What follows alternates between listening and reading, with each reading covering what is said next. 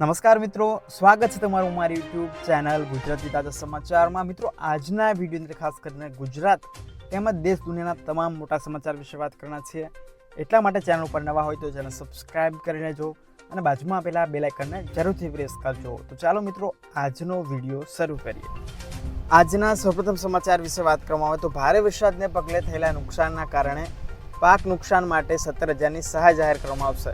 અહેવાલ મુજબ વાત કરવામાં આવે તો સૌરાષ્ટ્ર સહિત ગુજરાતમાં ભારે વરસાદથી ખેડૂતોને ખેતી પાકમાં 33%થી વધુ નુકસાન થયું હશે। તેવા કેસની અંદર એસડીઆરએફના ધારાધોરણ મુજબ પ્રતિ હેક્ટર 8,500ની સહાય મળવાપાત્ર રહેશે, જેમાં ખેડૂતોને 2 હેક્ટર દીઠ સહાય કરવાની જાહેરાત કરવામાં આવશે। ખેડૂતોના પાકને થયેલ નુકસાન માટે આજે વિધાનસભાની અંદર કૃષિ મંત્રી જાહેરાત કરવાની બાહેધરી આપી છે, જેમાં રાજ્યની અંદર સૌરાષ્ટ્રના પોરબંદર, દેવભૂમિ, દ્વારકા અને જૂનાગઢ જિલ્લાના 16 તાલુકાઓ અને ખાસ કરીને ખેડ વિસ્તારોમાં અતિ ભારે વરસાદને કારણે નુકસાન થયું છે। ત્યાર પછીના સમાચાર વિશે વાત કરવામાં આવે તો આજે અમરેલી સહિતના રાજ્યમાં 14 જિલ્લાઓમાં યલો એલર્ટ જાહેર કરવામાં આવ્યું છે। હવામાન વિભાગની આગાહી મુજબ વાત કરીએ તો આજથી ખંભાતના અખાત પર સાયક્લોનિક સર્ક્યુલેશન સક્રિય થયું છે, જેમાં ગુજરાતની અંદર આગામી એક સપ્તાહ દરમિયાન રાજ્યના વિવિધ ભાગોમાં વરસાદની શક્યતા વ્યક્ત કરી છે। જ્યારે રાજ્યની અંદર ગરમીના બફારા સાથે ગઈકાલે અનેક વિસ્તારોમાં ધોધમાર વરસાદ પડ્યો છે। હવામાન વિભાગની આગાહી મુજબ વાત કરવામાં આવે તો આજે રાજ્યમાં સૌરાષ્ટ્ર અને દક્ષિણ ગુજરાતના વિવિધ ભાગોમાં ભારે વરસાદની આગાહી કરવામાં આવી છે।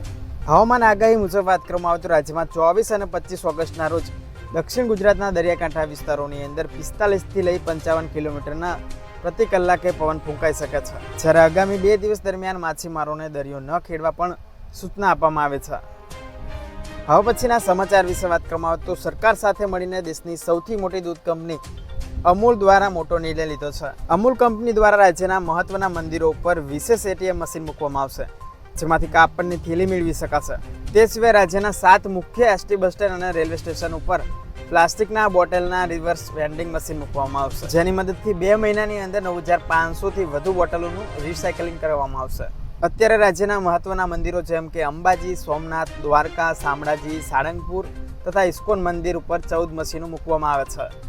આ મશીનથી તમે 5 રૂપિયાનો સિક્કો અથવા QR સ્કેન કરી થેલી મેળવી શકો છો।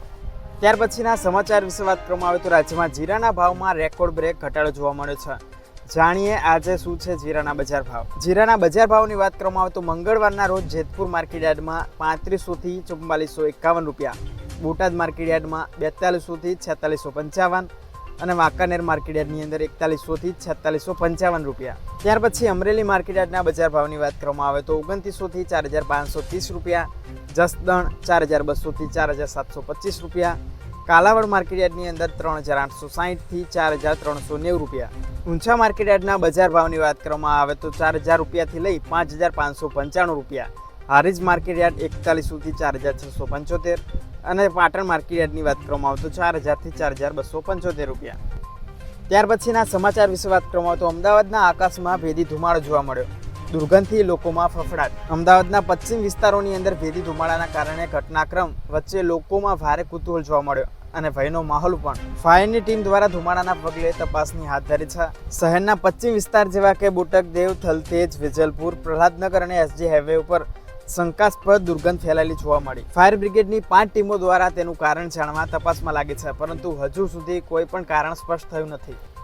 હવે પછીના સમાચાર વિશે વાત કરવામાં તો રાજકોટ માર્કેટ યાર્ડમાં જન્માષ્ટમીએ 8 દિવસની રજા જાહેર કરી છે, જેમાં 26/8થી લઈ 2/9 સુધી ખરીદ વેચાણ ઉપર બંધ રહેશે। જ્યારે રાજકોટ માર્કેટિંગ યાર્ડની અંદર 25 તારીખથી લઈ 27 તારીખ દરમિયાન બટેટા વિભાગ, 25 તારીખથી 28 તારીખ દરમિયાન ડુંગળી વિભાગ અને 26 તારીખથી લઈ 27 તારીખ દરમિયાન સબ યાર્ડની અંદર ઘાસચારા વિભાગ બંધ રહેશે।